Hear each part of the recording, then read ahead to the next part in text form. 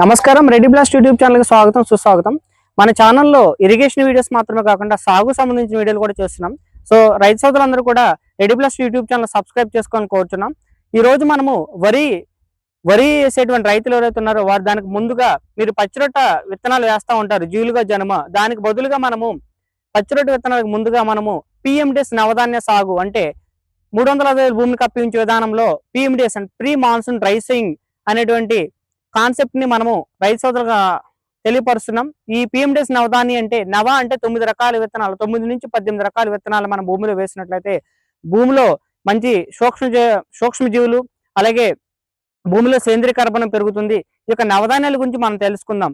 PMDS Navadhanya సాగు. PMDS నవధాన్యాల్లో మనము పచ్చిరొట్ట విత్తనాల్లో దాదాపుగా 3 రకాల విత్తనాలు ఉంటాయి. పచ్చిరొట్ట విత్తనాలు జీలుగా, జనుము, పిల్లి పెసర.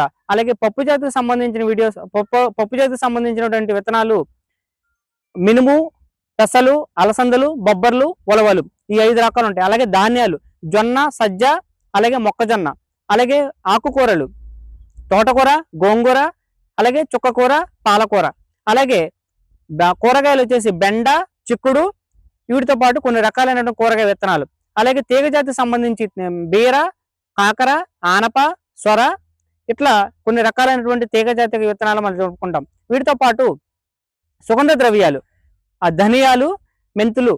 సో వీటిని మనము సుగంధ ద్రవ్యాలుగా పిలుస్తాం. పరిమళ జల వెదజల్లేటువంటి విత్తనాలు సుగంధ ద్రవ్యాలు. ఈ 6 రకాల జాతుల్ని మనము భూమిలో కలిగి వేసినట్లయితే భూమి లోపల ఉన్నటువంటి బ్యాక్టీరియాస్ బాగా వృద్ధి చెంది భూమికి కావాల్సినటువంటి సారవంతాన్ని, సేంద్రీయ కర్బనాన్ని వృద్ధి చేయడానికి బాగా దోహదపడుతుంది. ఈ యొక్క నవధాన్యాలు వేయటం వల్ల, జీలుగు వేయటం వల్ల, జీలుకి అలాగే నవధాన్యాలకి సాగు చేయటం వల్ల తేడాలు తెలుసుకుందాం. జీలుగు అనేది ఒక రకమైనటువంటి పచ్చిరొట్ట విత్తనము.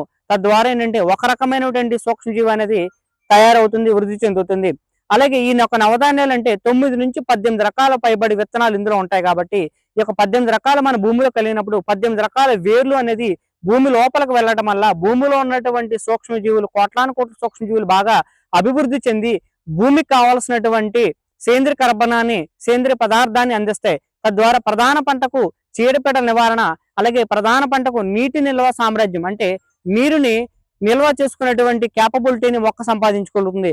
అలాగే ఒక చీడపీడల నియంత్రణ, ఎక్కువగా ఎరువులు, పురుగు మందులు వేయకుండానే ఆ యొక్క నవధాన్యాల్లో ఉన్నటువంటి సేంద్రీయ కర్బనం సరిపోతుంది. అధికంగా మనం రసాయనిక ఎరువులు కానీ పురుగు మందులు కానీ వాడాల్సిన అవసరం లేదు. అలాగే భూమిలో ఎర్త్వామ్స్ అంటే వానపాములు బాగా వృద్ధి చెందుతాయి. అలాగే భూమిలో జీవవైవిధ్యం అంటే బయోడైవర్సిటీ క్రాప్స్ చేయడం వల్ల జీవవైవిధ్యం అనేది పెరుగుతుంది.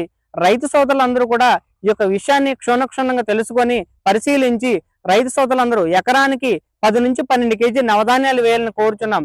సో ఈ యొక్క అవకాశం ఇచ్చిన రెడ్డి బ్లాస్ట్ యూట్యూబ్ ఛానల్ వారికి స్వాగతం, ధన్యవాదములు.